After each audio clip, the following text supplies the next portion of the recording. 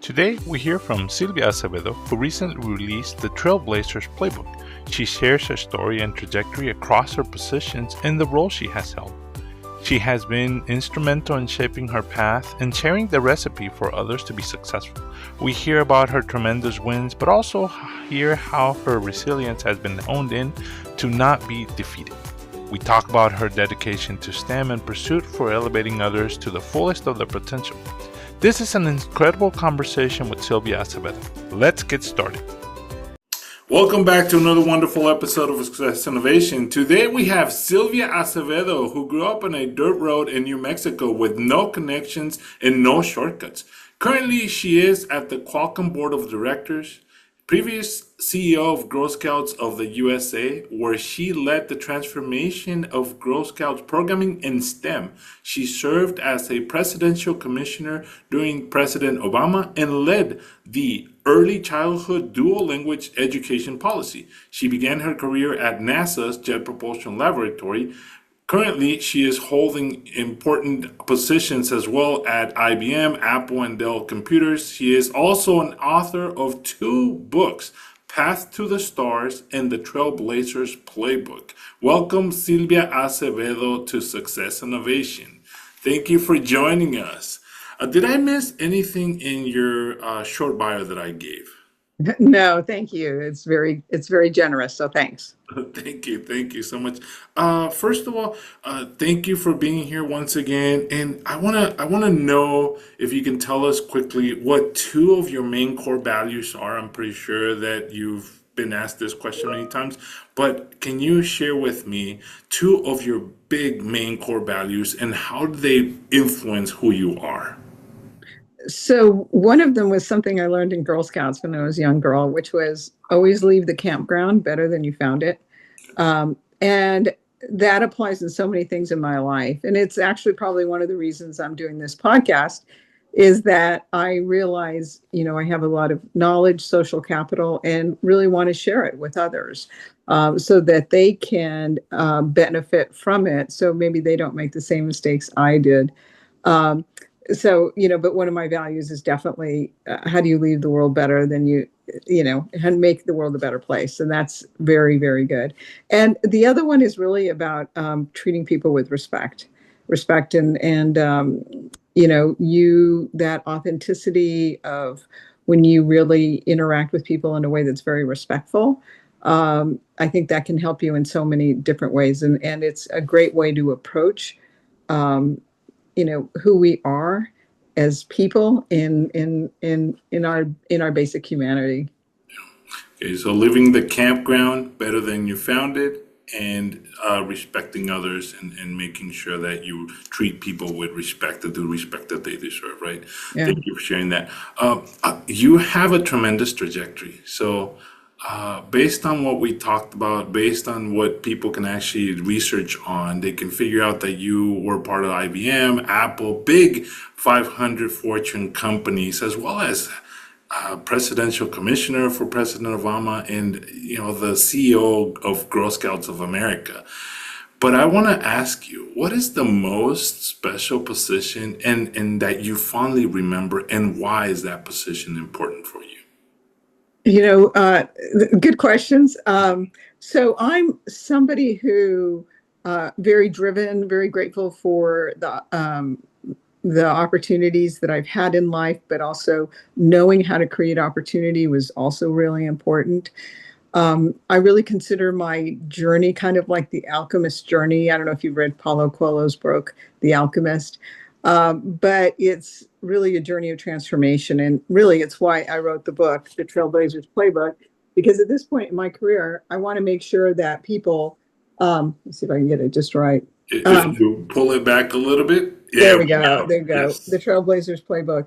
And it's available now. And I wrote it because as a trailblazer, there really wasn't anybody like me in so many of the roles that I was in. And I share how I did it. And part of it was fundamentally believing that I deserved to be there and believing that I could develop the skills necessary to be in those roles. So that young girl on dirt roads, all her grandparents are from Mexico. Her family struggles, financially, has a health crisis. even amidst that, I realized that even though everyone going to the moon and being part of NASA and part of IBM to build the computers to go to the moon, they were all men and they didn't look anything like me. I still thought and had the confidence of what is it they do, which is math and science, and how do I get really good at those things? And I committed myself to that. So that clarity. So to answer your question about what is my favorite role, the thing is, when I get in a role, I like when I got to be, rocket scientist at NASA's Jet Propulsion Laboratory working on the Voyager 2 mission. That was so exciting. That was incredibly wonderful. That was incredibly rewarding. But also, as a young girl in in fourth grade, 9-year-old, my teacher showed me a picture of Stanford, and it was green grass, green hills, red tile roof. I said I want to go there, and she said, "You're a smart girl, and you could go there." And I was able to do that. And so I really focus on, what is it I want to do? And then there's just so much joy when you're actually in those roles, that something that you have created that opportunity for yourself. And now I'm on corporate boards of directors of big Fortune 100 companies and 2 semiconductors. And if you think of everything happening in the world and geopolitics, we're right in the middle of that. And it's exciting to be part of that and to be a player in that. So in each of the roles, I really put a lot of my own personal joy and effort into creating those opportunities. Yeah, that's a great response there. So let's focus on that fourth grade young lady. I'm assuming that at that early age is when you started figuring out this is where I want to go, this is what I want to be. So I want you to tell us, how did you decide, or how did you find out that you wanted to be an engineer? You know, I actually write about that because it was unusual to be so clear about what I wanted to do, but I had that clarity at a very young age. And part of it was I was so competitive with my older brother. My father, very traditional Mexican father, and paid a lot of attention to my brother. And I wanted my dad's love and approval. So I wanted to get really good at the things my father liked. And he liked math, he liked science, he liked reading. And I wanted to be better at that than my brother. So at some point, I realized I could do as well or better than my brother. I was a real pain to my brother. I was always so competitive. But because of that, it gave me that moment of an aha that it doesn't matter, my gender or my background. I can get really good at those skills. And I wanted, because of Girl Scouts, I'd earned my science badge making a rocket and failing many times until I was finally successful. But that gave me the confidence that I could do science and I could do math. And so even at that very young age, certainly by the time I was 9 years old, I was already asking for extra homework in math and science because I wanted to go down that path. And I didn't know exactly what like engineering was, but that didn't happen until I was in high school. And I had a lot of choices. I actually was doing very well in music, and um, I had a full ride scholarship in music, but I really liked science and math. And I remember looking at a college catalog and seeing industrial engineers, which are now systems engineers. But it was like you put together people, processes, machineries, and I realized putting a system together is kind of how I thought, and that was a perfect career for me. But when I told people I wanted to be an engineer, I got a lot of pushback. Um, but I went forward with that anyway. Okay, that's great. That's great that you continue pushing forward and that you had that tenacity and that vision of what you really wanted and kept going for that. That's really awesome and tremendous, so that others can definitely follow that path and believe in themselves more than anything, right? If you put your mind to it, you definitely can achieve it if you set your mind to it and continue moving forward. Yeah. Yeah, those are like the first 3 chapters of my book, which is the clarity. Right. of what is it you want to do, but then also the courage, like knowing how to create opportunity. That's the courage to do something different and to reach for what you want. But the third thing was one of the really important lessons I learned from Girl Scouts is never walk away from a sale until you hear no 3 times. Right. And when you think about cookies, you're going to have to get no a lot. Yeah. But that taught me again from a very young age the persistence. How do you make sure? How do you turn around a no? How do you find common ground? So that really helps you on the conviction, because if you say I'm going to do this and you keep hearing no's, you still figure out a way to make it happen. And for me, that's exactly the case. My college counselor in high school told me girls aren't engineers, and I went on to become an engineer and a rocket scientist. So Yeah. there you Right. go. Right. Right. So, high school, you fast forward to you decide to go to New Mexico State University, NMSU. Mhm. And through there, you go through your bachelor's. And I'm assuming that because of an early exposure, a teacher, counselor during your high school, elementary period, you probably were exposed to different campuses, different universities. Not saying that you visited them, but you knew about Stanford and you had an idea of, I really want to pursue a career in Stanford or a degree in Stanford. And you ended up going as an industrial engineering master's at Stanford. How was that transition? What obstacles did you encounter, and how did you overcome those? So I definitely wanted to go to Stanford ever since I was 9 years old. And I had been saving money. I would do everything possible, summer jobs, count inventory, babysit. I got paid as an umpire. I did everything possible to save money. But my family were all my grandparents are from Mexico. My mom was from Mexico. My dad was born in the U.S. So very strong Mexican culture. And if you've seen the show Coco, you Mhm. realize how much honor we have to our relatives now and those that have passed on. And when I had begun saving money and I was trying to make as much money as possible, so I even figured out about CDs and had my money so that when I graduated from high school, I could go to a place if I got accepted, out of state. But my grandmother died. My mom's mom died in Los Angeles, and no one had money to bury her, and she was going to be put in a faceless pauper's grave. And like I said, if you've seen Coco, that just doesn't work. And the only person in my entire family that had money was me. And so I cashed in the CDs and I gave my father and mother the money, and my grandmother was able to be buried. And so then that changed my tactic. And so then my goal was for graduate school for Stanford, and then undergraduate, New Mexico State. I lived in New Mexico, had a great industrial engineering program, and I was able to get a 4-year full ride scholarship there in industrial engineering. But I never lost sight that I wanted to go to Stanford. So of course that meant continue to get really good grades, continue to have good extracurriculars, et cetera, so that I could then have, that goal and that dream of going to Stanford, which I did.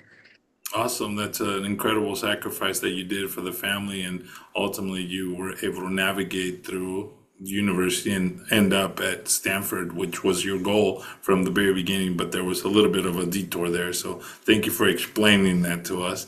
Yeah. Let's fast forward a little more. So during the 1990s, you became increasingly active with this organization here, SHIP, Society of Hispanic Professional Engineers, through the Austin, Texas chapter. In 2019, congratulations, you received the prestigious Ruben Hinojosa STEM Award in recognition of your contributions to the field for everything that you had done up to that point. What did that mean, and what does that continue to mean for you at this moment?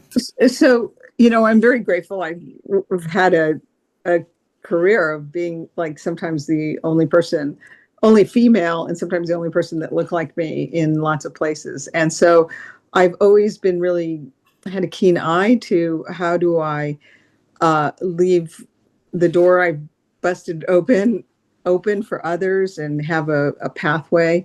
It's interesting, both of my books, the middle school memoir is called Path to the Stars. So I wanted to get young students inspired to study STEM. And this one is the Trailblazers Playbook. So now that I've walked my career path, how do I make sure that others are behind me and know what to do?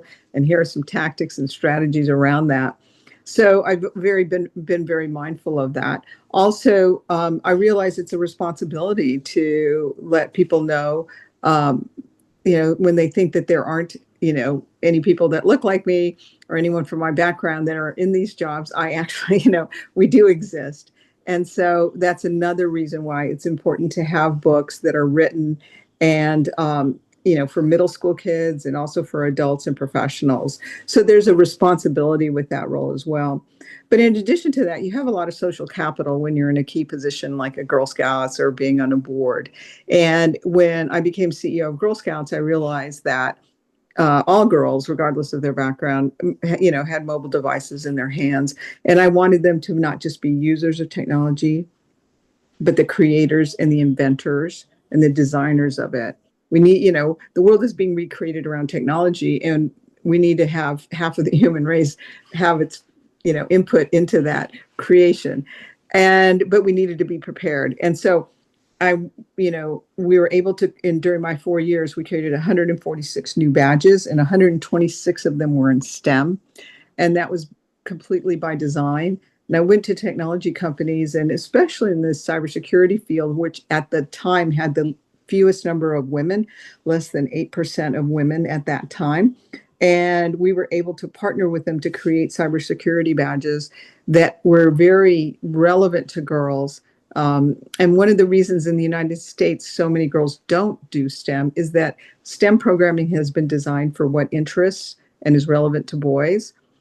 And we stayed true to the scientific principles, but we did it in a way that was interesting and relevant to girls. And as a result of that, for example, in the cybersecurity, we had tremendous success. Our first year, 180,000 cybersecurity badges were earned. I mean, they were a huge success.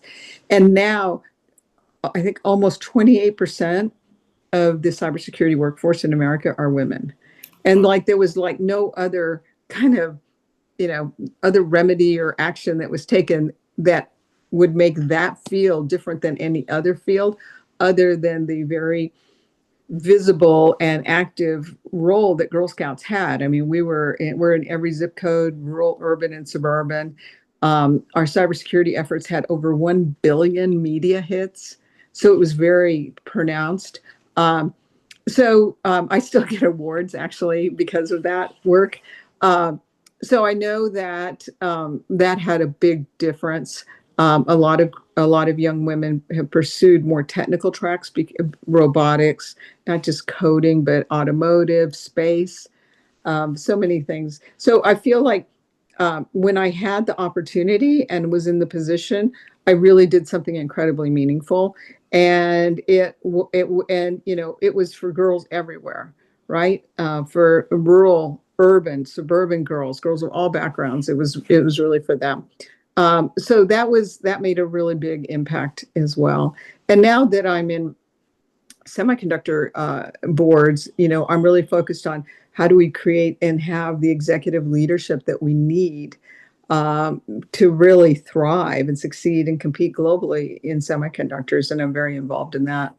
Yeah, awesome. Thank you. Great response. That's incredible. Yeah, continuing that momentum forward and also seeing that advancement from 8% to 28%. That's incredible. That's really, really amazing. And not necessarily by pushing and feeding it to the industry, but by supporting and changing and reframing the situation and the issue, and also empowering the young ladies, the young ladies that are coming up, and allowing them to be enticed and to be able to enter into that cybersecurity and STEM field in that regard. That's incredible.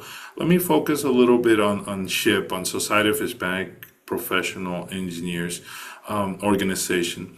When did you actually discover this organization? Because you're an industrial engineer, so I don't know if in New Mexico if you actually were part of that chapter, but definitely in the '90s you were very active in the Austin, Texas chapter. Yeah. So can you Yeah. talk to us about that? What attracted you? How did you get involved? How did you actually help this organization? How did the organization help you?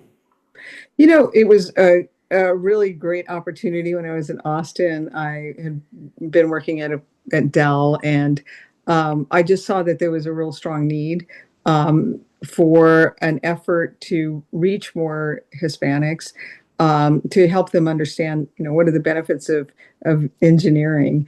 And at the time, I was an executive at Dell, so I had that ability and that platform. So that's how I got involved. I would give talks. I remember going to even different college campuses, Texas A&M, obviously speaking at UT and throughout Central Texas, to help people who are considering engineering or didn't know, I do like engineering, but what kind of career path might I have? So really focusing on that. And so that was really, for me, a very rewarding uh, chapter in my life, because it was a way to give back. But also, when you're working with people who are early in their careers, you're able, and by that time I had learned a lot. I was able to share some of the lessons that I had learned that had helped me quite a bit, be able to navigate from a very technical role and then switch it over into business and management and marketing and executive leadership. So that was a really great opportunity. And then when I was working with Girl Scouts, I had the great opportunity to reach out to SHIP and really partner with them to make sure that when we were reaching girls in rural, urban, and suburban communities, we were reaching all sorts of girls to give them this opportunity. Awesome. Great. Thank you. Let's move on to when you actually were at the White House during President Obama. That to me, that's really impressive. Being a commissioner for a president at the White House, that has to be really incredible. But I want you to tell us, what did that mean to you when you actually got the notification saying, "Hey, welcome, you're going to be part of this, you're going to be the commissioner, et cetera, and this is what you're going to be doing"? Were you expecting it? Was it something that you had been working towards? Can you tell us what that meant to you? Yeah. So after I worked at Dell, and then I worked on a startup, and it was acquired early.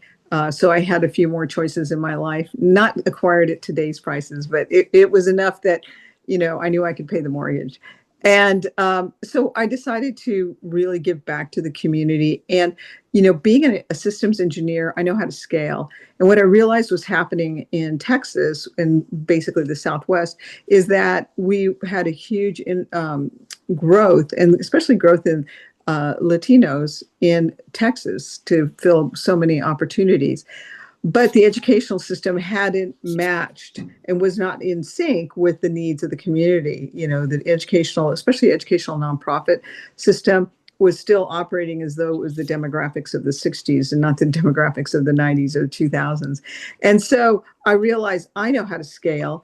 And, folks said, "Oh, gosh, all these kids need toothbrushes, they need eyeglasses, they need books in homes."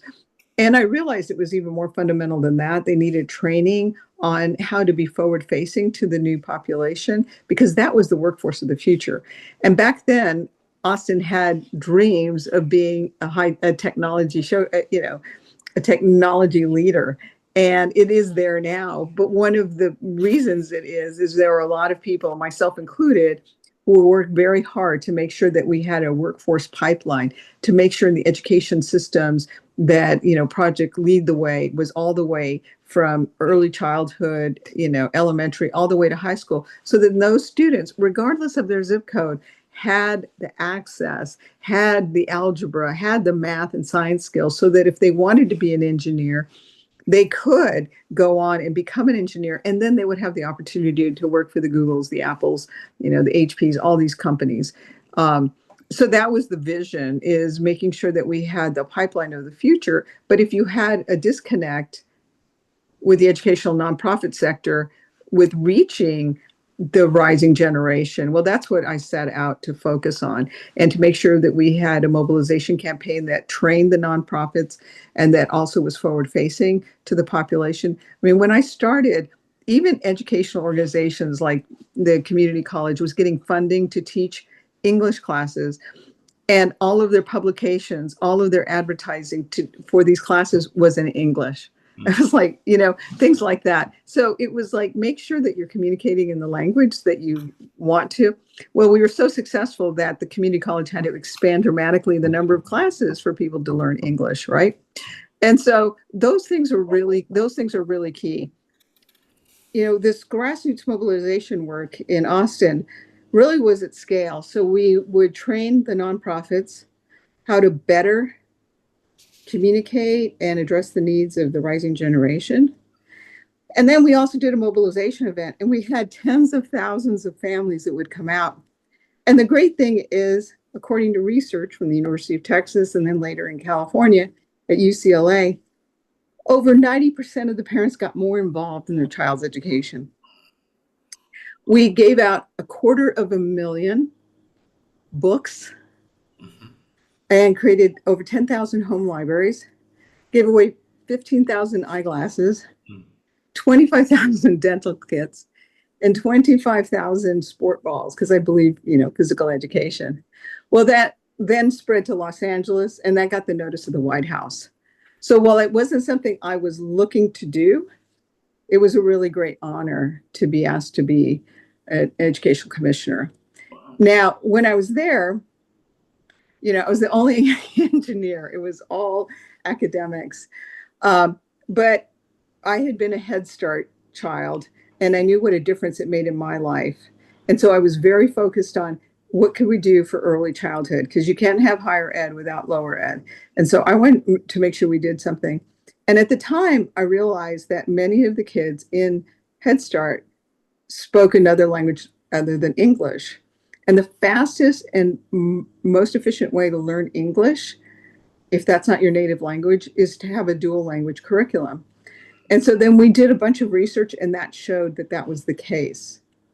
But so then it was, but the other thing was, there was no federal funds available for anything but teaching in English. And so you couldn't spend federal funds for dual language, even though that was the fastest and best way to learn English. So we compiled a bunch of research, and to be honest, we're asking to change the policy. And I will say that the Department of Education didn't want to do it. Maybe they didn't have budget, I don't know, but they were not supportive. But at that point, I realized I was a White House Education Commissioner. I wasn't a Department of Education Commissioner. So I went to other cabinet secretaries, Health and Human Services, and they had a great undersecretary, Dr. Linda Smith, and she agreed that if children learn English faster, it will be better for their health outcomes. And so she signed on. So we had Health and Human Services, and then I needed a tiebreaker. Department of Commerce did not want to engage, but the military did. Military has a strong program called the Flagship Program, where they want to have people that are fluent in many languages to keep America safe from those who would do us harm. And so having young children who already spoke one language and getting them to learn English fluently and hopefully keeping their home language would be something that would help America's defense. And so the Department of Defense was very supportive, and we were able to get the federal policy changed. And so the June before President Obama finished his term, he signed the dual language policy change. And it's interesting because now I have heard that people say, well, Sylvia, yeah, dual languages, there are funds for that. And I thought, yeah, there are now, but back then there weren't. So that's interesting. A little parenthesis here. My kids, my oldest is 18, my youngest is 16, about to turn 17. So they were, I'm assuming, at around the same time that you had pushed this initiative, the dual language immersion program, 2012, 2013, that's when my kids started going into TK and preschool, not preschool, first grade, and they literally started, we looked into the dual language enrollment program, so they were a product of your effort. So Thank you so much for that. Yeah. So just a Yeah, little side note, a little thanks. parenthesis that my kids benefit from your efforts. So just wanted to throw that out there. You obviously, Thanks. there's things that you probably don't know and until people actually tell you later in the years. And so this is one of those successful stories. And so my Thank you. son, he's currently at UCSD studying mechanical engineering. So he's a very, moving forward success story of that program effort that you push. So thank you so That's much great. for that. Yeah, awesome. So let's move on to you led the Girl Scouts of the USA. That must have been an interesting position as well, and a very demanding position because you yourself, I believe, were a Girl Scout, and all of a sudden you're leading this organization at the very top. So you have the helm, and all of a sudden you're faced with so many decisions and so many budgetary conversations that probably came across. But what advice do you wish that you had before you actually enter that particular position? I was really fortunate because remember, I had had a tech career. I had been managing P&L. I had been managing channels with incredible amount of channel conflict. I'd been managing international. So when I came at it, I didn't come at it as a traditional nonprofit executive. I already came at it with tremendous operational executive experience. Plus, I had been on the board for 8 years. And I really believed in the separation of operations is really under the direction of the CEO, but strategy, managing risk, and managing and working with the CEO, that's the board's responsibility. And so while I would play this game in my head, like if I was the CEO, what I would do, but realizing I was not an operator, and so I'd stay back. Well, that was important because when the previous CEO to me left, the board asked me to step in as interim. And in my head, I already had a plan. I knew what I would do, and I knew how important the cookie program was, and it needed to be revitalized, and we needed to invest more in it. We created the first cookie ad that the Girl Scouts had done in, I think, over 40 years. We put a tremendous amount of effort working with the companies, the bakers that make the cookies. We put a lot of effort in marketing as well, so that we had a big increase in cookie sales, which is how the local councils make money. So that was, coming from business, I knew got to make my partners feel the love and feel, get more money to run their operations. So that was my first focus. But then it was girls. It was realizing our programming was very dated and wasn't very relevant. And then I focused on how do we create that STEM programming. So and then also having the pace of working in technology. It was a much faster pace than a lot of people were used to working at a nonprofit and a national nonprofit. So I moved really quickly, stepped up the amount of communications we had. So we were constantly having, every week we would have calls with all of the councils, the CEOs, keeping them aware of where we were going. So to really bring the organization along. And I was very clear on my vision, which was 3 M's, movement, money, and membership. And everything we were going to do was focused on that. We weren't going to have mission creep doing these other nice things, but we were going to do the 3 things that would help the organization on those 3 things. And so, I feel like I delivered on that. We really stopped the membership slide. We developed so much programming that was really successful, but also financially helped the councils because we increased the cookie sales. So they were able to have that money for their businesses, but also our fundraising for the first time ever. We got an individual giving the Girl Scouts over $1 million, which had never happened before. And then also for legacy, we didn't have a legacy program that had really taken off. We had maybe a pipeline of $35 million. And by the time I left, it was over $240 million.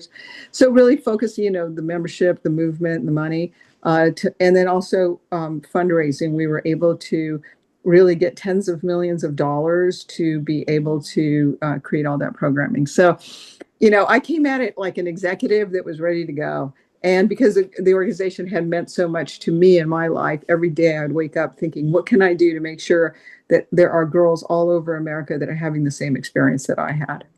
Awesome. That's really incredible. You did a lot with the Girl Scouts of the USA. That being said, your time came to an end, but is there anything that you, reflecting back on it, anything that you wish you could have had more time to actually implement and continue implementing at the Girl Scouts of the USA? Honestly, I wish we did even more with cybersecurity. I really wanted to do blockchain. Okay. I was really big on that. I felt we had done enough, but we could do even more on that. We had done stuff in civics. We had civics programs from beginning 5-year-old all the way to 18, which I think is so needed in the USA today, which is really important. And we also strengthen our outdoor programming. So I feel like I would have probably done a little bit more of those things as well, and continue to really focus on getting more corporate partners. Right. Thank you. Thank you for sharing that. Let's move on to writing the Trailblazers Playbook. So, you had the first book that came out, The Path to the Stars. So that was a great entry point for you. It's a memoir. It's a story about who you are, where you're coming from. All of a sudden, you decide to write another book, which is the Trailblazers Playbook. For this one, your framework of clarity, courage, and conviction is central to the playbook.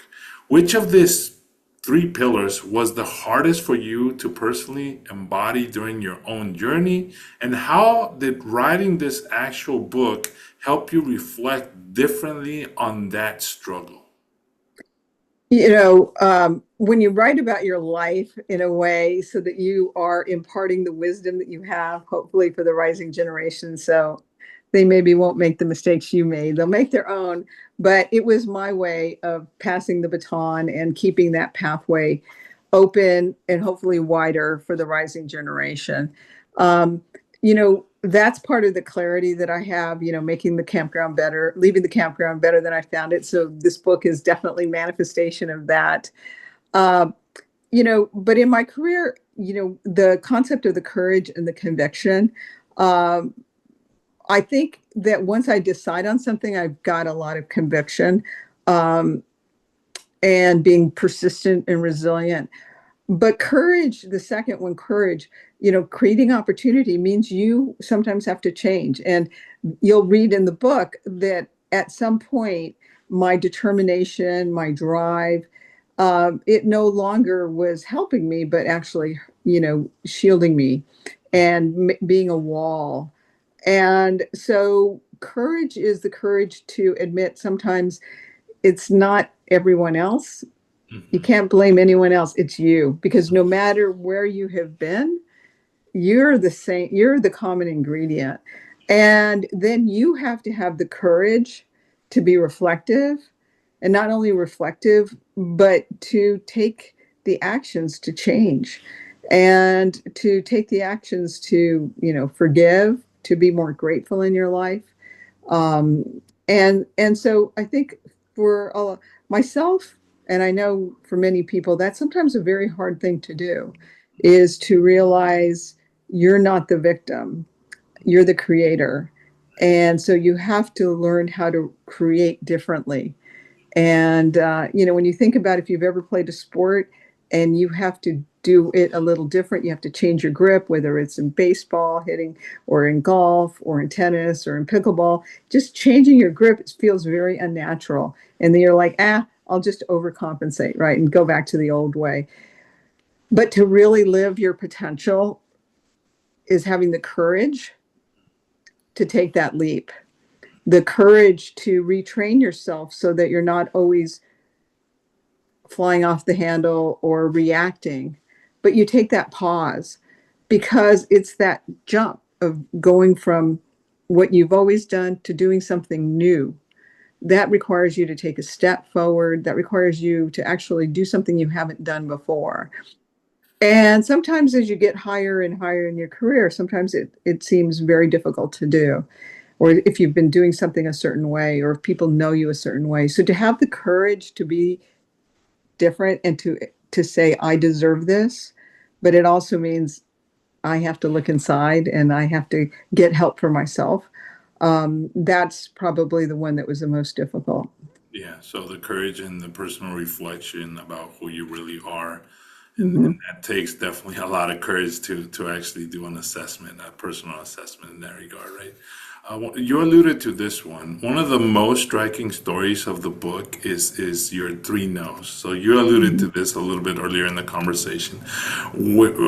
For this one, looking back, how has your relationship with rejection evolved over your career, and how do you hope readers internalize this lesson in their own lives?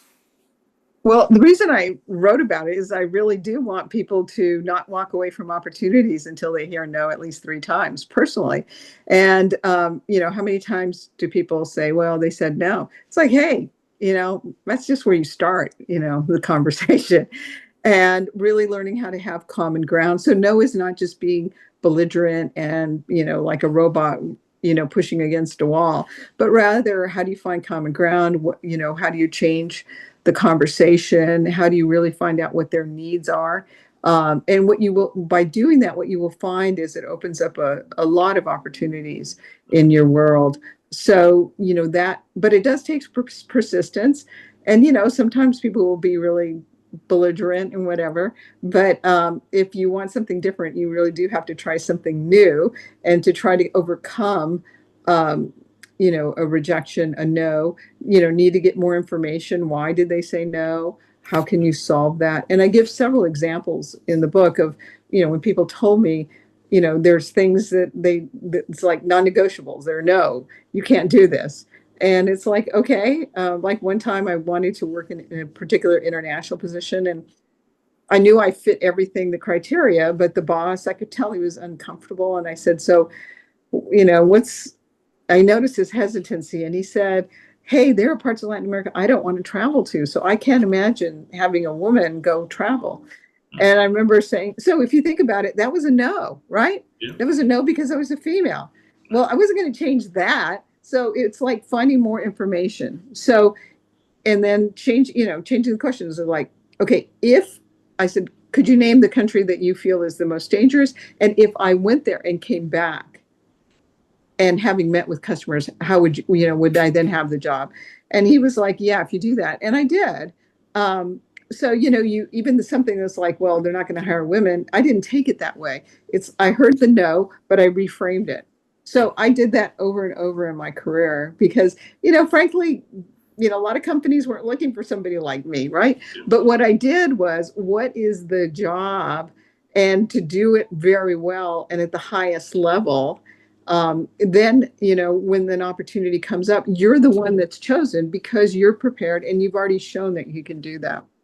Yeah. I'm currently the lead independent director at Credo, and that's because the previous board director, he just got a new role. He's now the CEO of Intel.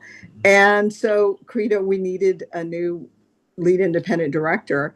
And because I had been on the board, but because I was doing the role, and I was always doing the role for the benefit of the company, the board determined and voted me in to be the lead independent director.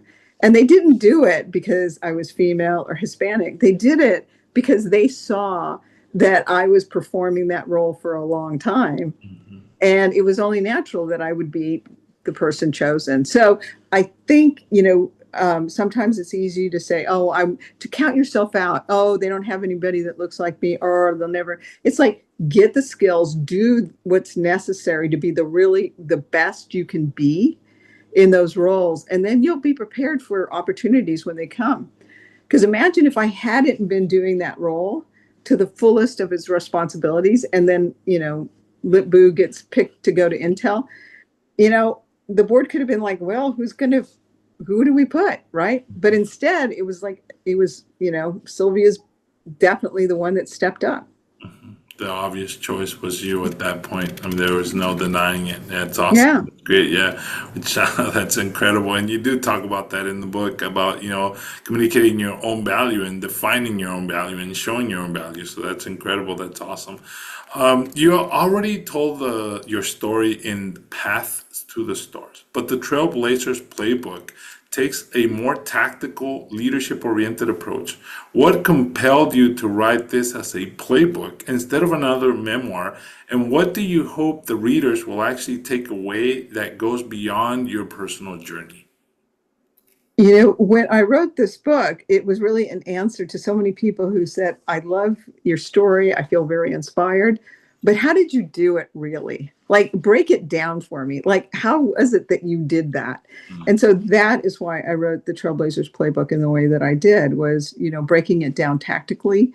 And, what were the strategies? What did I go through? It's very honest. It's very authentic. It's very positive. But, what it takes to do something like this.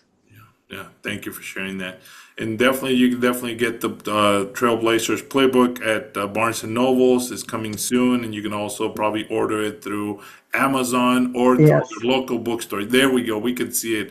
That's the Trailblazers Playbook by Sylvia Acevedo. It just came out September 2025. So go ahead and get it and go ahead and read it. And leave us your comments. The next phase of the interview is called Rapid Fire, Sylvia. So for this one, short answers and just let's go ahead and get started. Good leaders always create good leaders. Do you have any individuals you actually look up to? Who are your mentors? So growing up, there wasn't anyone that kind of looked like me. So I looked at historical mentors. So Clara Barton was one of them, Florence Nightingale. I know they're known as nurses, but they were actually systems thinkers. And so Clara Barton got a patent for the first aid kit. Florence Nightingale created the triage system of care that we still use to this day. So they were systems thinkers. George C. Marshall, who created the Marshall Plan, that win-win attitude. So growing up, those were people that I really very much admired. And then growing up, I've always kind of gravitated to people who open up doors of opportunity or really do something kind of amazing in their own life. Like, Gandhi, it seems so simple, but, one of the reasons Gandhi came to power was there was a very high salt tax. And think about in India, it's a very hot, humid place, and people couldn't afford salt. But yet they're surrounded by an ocean. And he walked to the ocean and he would put water in a pan and then it would distill to salt. And he was teaching people, look, we have the resources here. You don't have to be bound by the salt tax. We can create what we need. Yeah. And that, to me, and also a very peaceful approach to it and a very win-win approach.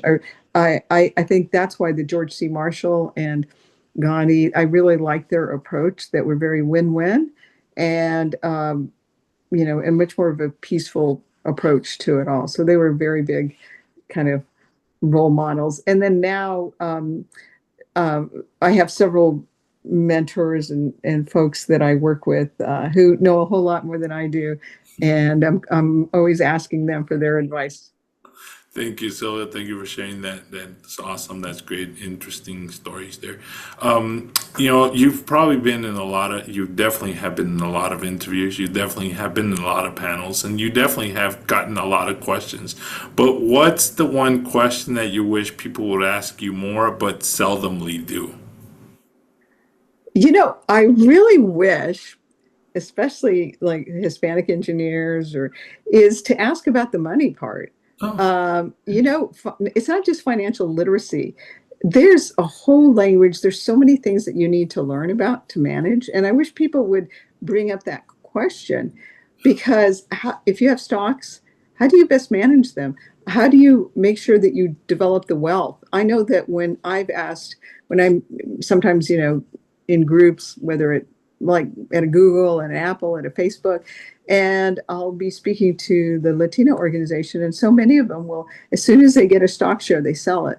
And they say, oh, but I needed the money, or, I'm helping my family out. And I like to say, I admire that you're helping your family out, but you aren't your family's bank. And if you're helping adults, the best thing you can do is help them, like, start taking care of themselves, because you're getting them to be focused on you. Now, I'll be honest, my parents died when I was 28. I had a younger developmentally disabled sister. My aunt stepped up and said, I'm going to care for your sister. So Las Cruces, New Mexico, I bought a house for her and cars. Um, so I do understand the importance of taking care of family, but I also have had many family members that say, hey, Sylvia, you're so lucky you have money, can you invest in this and whatever. It's like, hey, you know, I really believe put your oxygen mask on first, and then start taking care of others. So get your financial house in order. And I wish more people would talk about that because so many of us have had wealth slip through our hands. And I know I've made many financial mistakes because I didn't grow up with money and didn't know about shares and didn't know the best way to optimize stock and didn't understand the tax ramifications. You should hold on to stock for a year before you sell it because you're going to get taxed differently. So I actually wish that was something that people would talk to me and ask me about. Yeah, that's actually a very, very good topic. And I think a lot of it has to do with the way a lot of students or a lot of young professionals were brought up, right? At least in the Latino culture. It's something that Yeah. you don't really talk about financial, at least for the majority. I'm pretty sure there's very well-off individuals that actually teach their kids how to invest in the stock market nowadays. But before, at least when I was growing up, also, having a bank account was just as far as you really went. And it was literally to make ends meet, make monthly payments to be able to survive in that essence. But most of the bulk of the money was kept in a coffee jar at home just because you needed that liquidity really fast. And if you wanted to go to the grocery store, hey, go ahead, grab 20 bucks, 30 bucks, there it is. You don't need to go to the bank, but that was it, right? And I think that's really good. And at least in Success Innovation, the podcast and the Cafecito test that we do bring topics such as, talking about money, investing, different platforms, Robinhood, E-Trade, or Ameritrade, some of those platforms on how to at least get into the stock market. In addition, we also bring topics about living trust and wills and how to navigate those documentations, which is necessary. And I think a lot of our culture doesn't really talk about those documents either. So that's something that's a really, really good insight that you brought to us there. Next question is, what do you believe your superpower to be? I mean, you have done a lot, but what is your superpower? So, used to be when I was in rocket science and stuff like that was data analytics. Like I could, and that's still probably a really strong power of mine is being able to take in a lot of information and synthesize it and then being able to, and then I developed the skill of not only being able to synthesize it, but also being able to communicate it effectively. So I think that probably is one of my better superpowers. Okay, awesome, awesome. Next question is, obviously you're an author, so Path to the Stars and Trailblazers Playbook are awesome books, but is there any other particular book, movie, or podcast that you believe has made an impact in your life and you wish more people would actually take advantage of them? Yeah, I listen to Scott Galloway a lot, and I know he's a bit profane, but I worked with men in engineering for a long time, so I'm like, that doesn't bother me because I think he really just throws down a lot of. He comes from a very data centered perspective, and so I think it's kind of very accurate. A lot of things that he says in terms of finance, etc. I know he's got his crazy stories, but he has kind of a really great fresh perspective, and you'll learn a lot about the markets and what's happening. And I think he's very generous in sharing his talent and his information and his expertise. So, anything with Scott Galloway, I would really like the Algebra of Wealth. I think it's really important to read those kinds of things, the Algebra of Happiness, and then listen to his podcast. Awesome. So you heard it here. Listen to Scott Galloway, Google it, and any books or any podcasts that you find about this individual, go ahead and take a listen.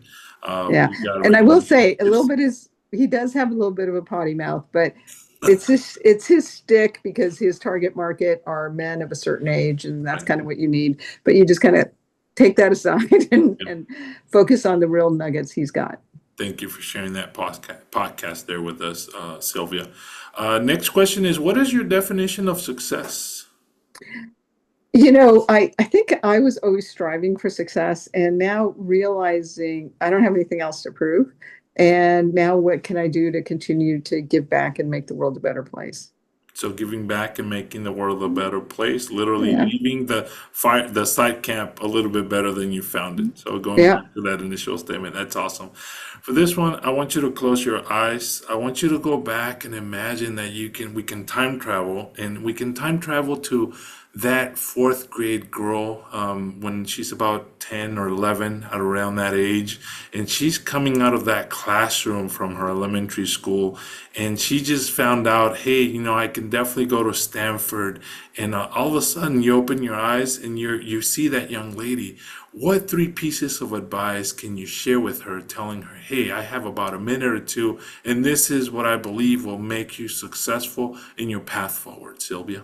So decide what it is. What do you get really clear what you want, and then have the courage to go after it. So learning how to create opportunity, take small steps, and if you run into trouble, ask for help. And then the third one is, don't walk away when you hear no until you've heard it at least 3 times. So that persistence, that resilience, so having that conviction. So those 3 things will get you very far. Thank you so much. Is there anything else that you wish to add to the conversation? I appreciate this opportunity.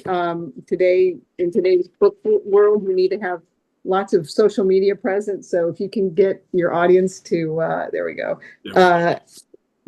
to tell people about and to buy the book and to share the message, I would really appreciate it. Definitely. Thank you so much. And with that, thank you. I definitely want to acknowledge you for all your hard work throughout your career, through, being the commissioner at President Obama's side for the education dual language program for early childhood, for also leading and being the CEO for the Girl Scouts of the USA, for being a board member for so many companies at this point, for having worked and started your career at the NASA Jet Propulsion Laboratory, which is an amazing place to work from what I've heard. And it's a cutting edge technology, from being at Dell, IBM, Apple, and for everything that you've done for supporting the youth of our nation, for empowering students and for empowering young professionals, for doing the podcast with me. Thank you so much. Definitely want to acknowledge you for that.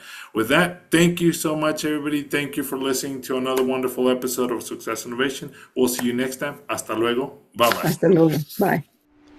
Thank you for listening to this incredible conversation with Sylvia Acevedo. Please connect with her at her social media and reach out with any questions. We'll see you next time. Hasta luego. Bye-bye.